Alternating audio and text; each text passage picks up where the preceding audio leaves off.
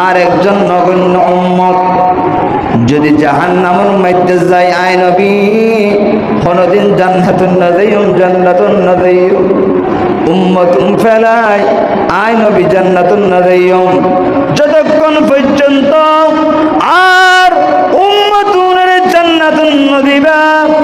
আর ওতে যারা কালিমা পড়ে আর বিশ্বাস করি যারা আর ন দেখে যতক্ষণ পর্যন্ত ইতারারে জান্নাতুন না দিবা আল্লাহ অতক্ষণ পর্যন্ত আয় নবী জান্নাতুন না দেয় আর আল্লাহকে হদ হইতারন না ওগো আমার হাবিব আয়